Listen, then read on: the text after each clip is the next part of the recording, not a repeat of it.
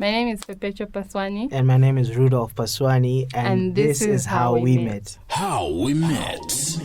Bezario Mwanza. Sife Mwanza. We met in Dola. Yeah, at the studio. She came over to record some songs, and yeah, that's how we met. How we met. Hi, this is John Mumba. Chile Shabwale Mumba. Well, we met at church 2013. It's an interesting story. How we met on Lifestyle. Lord, you got me saying wow, wow. I now know how,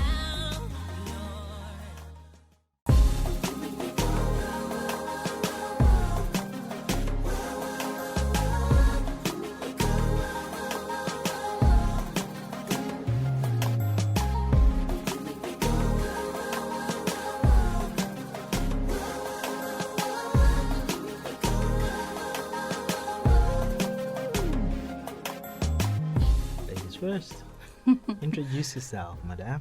My name is Perpetual Paswani, Mrs. Perpetual Paswani, or Pastor Perpetual, whichever works. Okay. Introduction. My name is Rudolph Paswani. Others also know me as Pastor Paswani. How we met. It's always a conflicting story, but I think mine is the truth. So it was at a Set Apart conference in 2013. I was helping out with Deco. I was very new at Set Apart. Then I saw a fine guy walking my direction. Then I said, girl, who is that guy? I was asking my friend. Then she said, no, hold on, girl. He's got a girlfriend. I said, no, that was not my question. Who is he? Then she told me he was Pastor Gladys's son. And so after that, well, I could notice him, but then I think he dropped his game. So yeah, that was the first time I saw him. Then maybe meeting, talking to me at church a year later. He was our youth pastor. So my first impression when I saw her, and yes, I did have a girlfriend, but I did still think that she was beautiful. I remember going to the place where my mom and dad worked, and so she happened to be working there, and I actually didn't know that they had hired someone new, so it took me aback, and I was like, okay, so the parents have started working with models nowadays. So I thought that, and obviously never told her that, so I just greeted her, and yeah, that was my first impression, the fact that she was beautiful. Okay, so my side of how we met is the fact that, I saw her first before I met her. And I saw her at that very time when I went to see my parents. And that was the very first time that I actually saw her. And yeah, I just really didn't think much of it. Just, okay, so there's a beautiful girl around here nowadays. And yeah, life moved on. Blush. It was my birthday. Our first date was on my birthday. I just turned 25. So about that time, we started talking, and then he invited me for dinner. I was single, and I was just saying, okay, this guy is very sweet. So our first date was on my birthday. So our first date was actually a first day. Like, it started right in the morning. I really knew that I wanted to court her and for it to lead into something, because I had actually prayed. I was in a season where I was praying about my wife, and so the move that I was making was not just about game, but for me it was also about revelation. So I asked her, first of all, to breakfast. So I picked her up very early in the morning with flowers in my hands, I think around 6 in the morning. I picked her up. We went to a 5-star hotel, had breakfast buffet, and after that I dropped her off at work. Then I asked her if I could also pick her up for dinner, if she had any plans, and she said, oh, I don't have any plans. I'm like, okay, all right. Then later on I picked her up, then we had dinner, and yeah, it was an amazing first date. We still talk about it till now.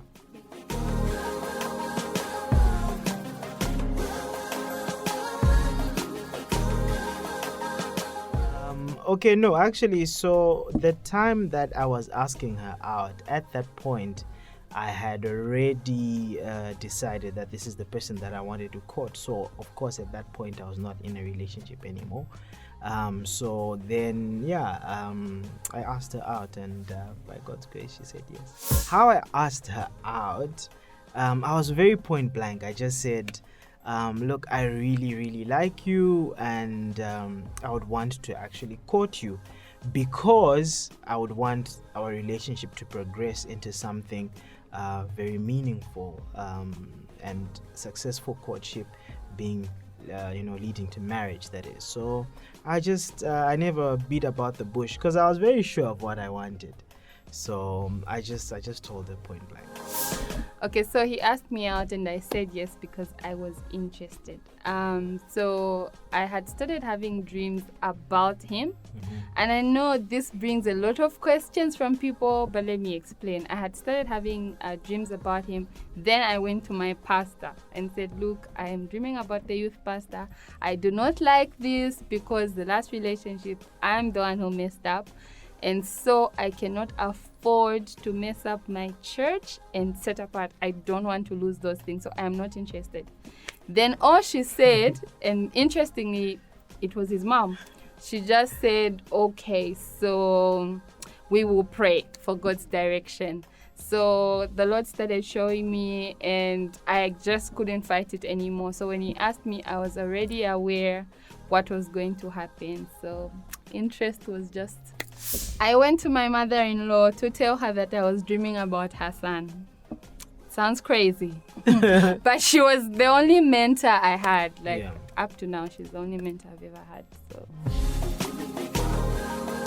No. Okay, so in terms of how mom played it very cool. Like, she's cool like that. So with her, she never at any point discussed anything that they were talking about. I think the one who I spoke to more was my dad, and I remember going to him and telling him that, okay, Dad, I would want to, ask Perpetual out on a date. And then he's like, what are you waiting for? I was like, oh, okay.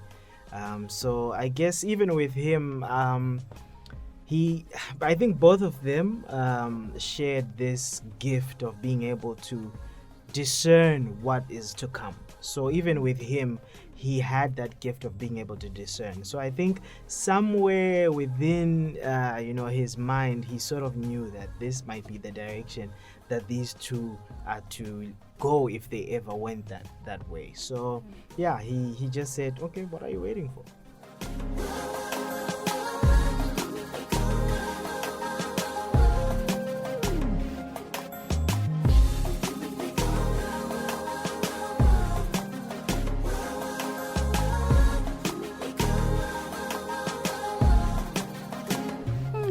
The proposal. So I always wanted a very private proposal. I didn't want the pressure to cry when I see the ring. And also just for me, I wanted it to be a moment between the two of us. So because on our first date, he told me that he was going to come with his people in about 5 months to pay bride price. So so obviously the proposal, I could kind of hint what I wanted. So I wanted a very private proposal. So one Sunday, actually Saturday night, after they paid the bride price, the Lord was like, she's gonna give you the ring tomorrow. And I'm like, Lord, really? So my best friend then texted me and said, what are you wearing to church tomorrow? And somehow it didn't register that that's what God was talking to me about. And I said, look, I'm wearing a maxi dress, a maxi skirt, and I described. Then she said, no, send me a picture. I want to see how nice it will look. I'm like, why am I sending you pictures of my clothes? She says, girl, just send me that thing. And then also the previous day, Mom took me to do my nails. She always did nice things for me, so I didn't think much of it. It was a massage. I did my nails, toenails, fingernails, so she played it cool again. So now the proposal, I go to church because I was always early for church. And I find one of the guys and says, no, they've locked the front, so please go to the back, use the back door. It was not strange again because they always lock the front door. So I walk in and it's just really, really awfully quiet because sometimes they used to get noisy when they're setting up the music system. So I went, and then I just now can see what's happening, and I see roses and candles on the altar, and there's an ark set up, and this guy is on his knees. So yeah, then he asked me to marry him. I couldn't hear the rest of the things that you were saying because I was so excited. It was easy in the sense that I knew what she liked, the fact that she wanted it to be intimate, and yeah, I remember the arc is something that was very interesting to make. We went through so many ups and downs trying to make that arc, but yeah, it was special in the sense that church was the one place where it was like our special place, like every couple has got like maybe a special outing, a restaurant. For us, church, interestingly, was our special place because we both used to serve so much at church, and yeah, there's a whole story behind that. But yeah, so being able to propose to her at our special place, our favorite place, which was in the presence of God, was that one thing that I also really wanted. And yeah, it defined the rest of our relationship. The ring size. I think I actually had to do a bit of private investigation. I used you didn't know that, right? So it actually worked really well. Yeah, so I used my sister Ruth to try and get some information, and yeah, I don't know how she did it, but eventually she was able to tell me that okay, so the ring size is that. So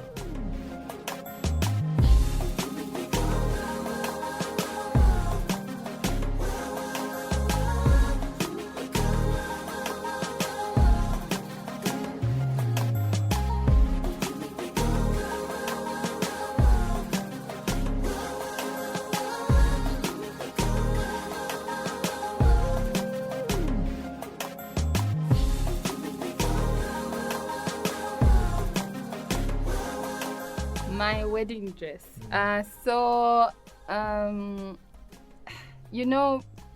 When I was younger, I thought that I wanted a fancy dress.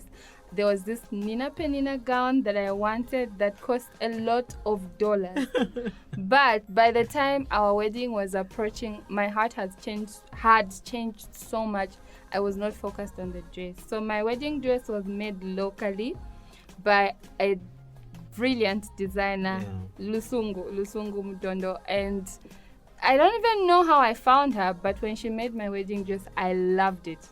First try, I got chills. I'm like, yes, this is my dress, and it's what I wanted. And honestly, I wasn't even thinking, I should look here. I just went one place, got what I wanted, and yeah.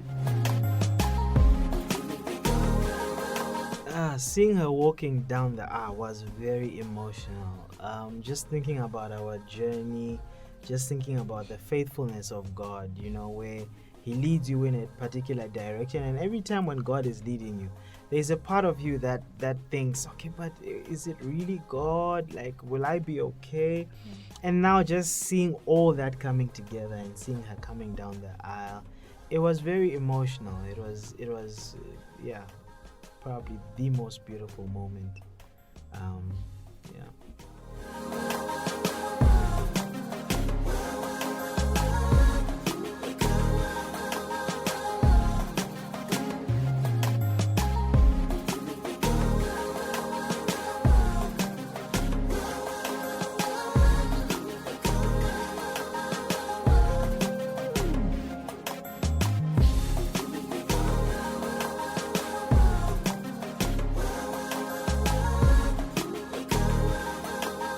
Resolving conflict. For us, we have grown so much because when we were courting, we used to argue a lot, and I think that's something that surprises a lot of people because they think that you guys, I don't know what, but we argued so much when we were in courtship. So we have grown. I think for me now, I'm now at a place where I understand my wife.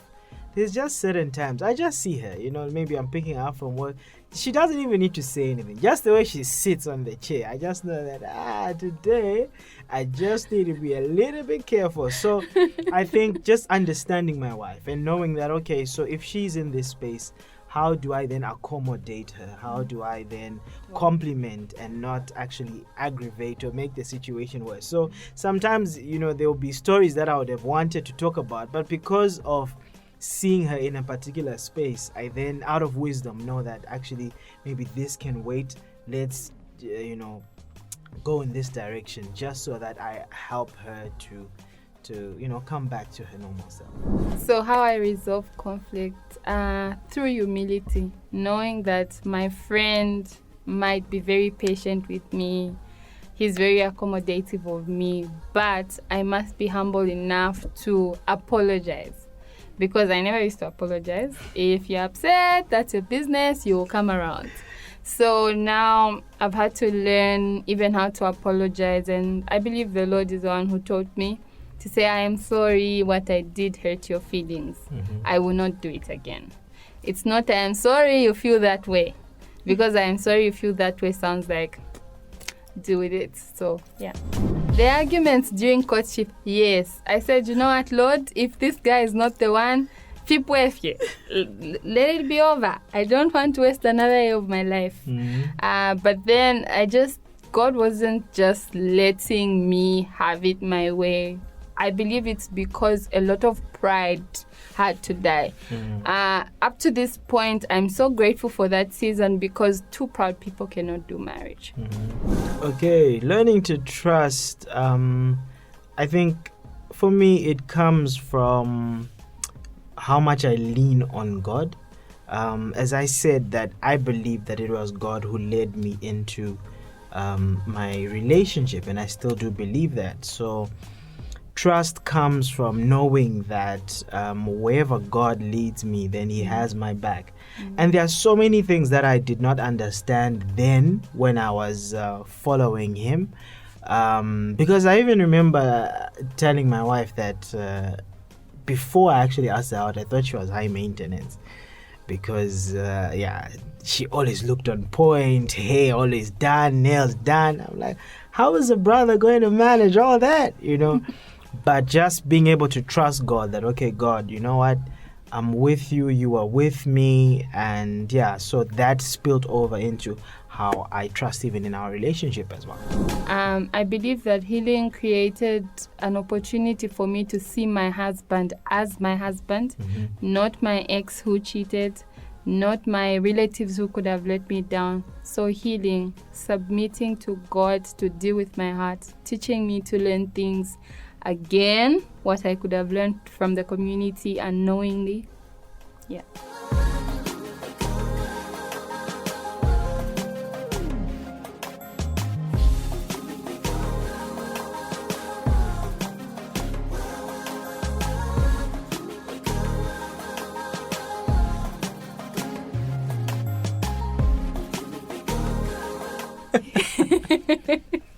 Well, I appreciate Pastor Rudolph. I always choose to call him Pastor Rudolph because he's such a priest. He's kind. He's very kind. He's gentle, yet firm. And also he's my friend.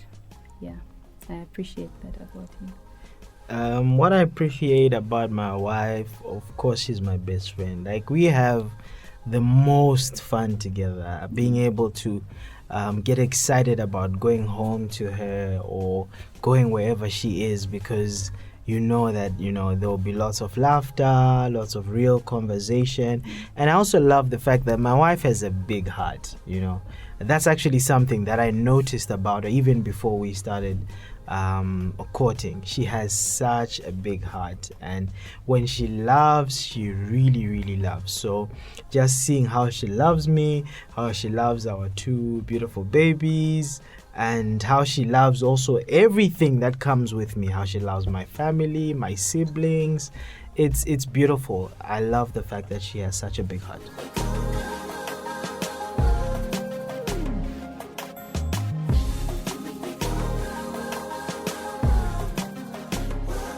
How will you know that he's the right person? Grow your relationship with God, because everything that I could tell you stems from your relationship with God.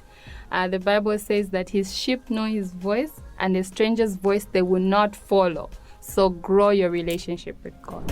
I think being able to know what God wants for you will always stem out from your relationship with God. As my wife said, there's so much that you can teach, but it all boils down to how close you are with God. And so at times when you are in a space where you are really struggling, whether or not you should call it quits has to be about what God's purpose is for your life, what what God's destiny is for your life, because so much is at stake when it comes to this particular decision of who I should end up with for the rest of my life. So it's important that as we evolve and grow in our relationships with God, we learn how to hear from him. We learn how to hear his voice, and he then leads us whether we should keep going or whether we should stop. It has to be about what he's leading you to. 2nd August.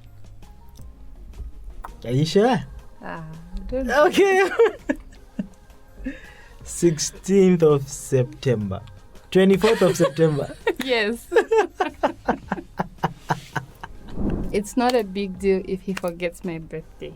Yeah, it's not a big deal that she forgets my birthday. I think it's what happens in between the birthdays that matters most.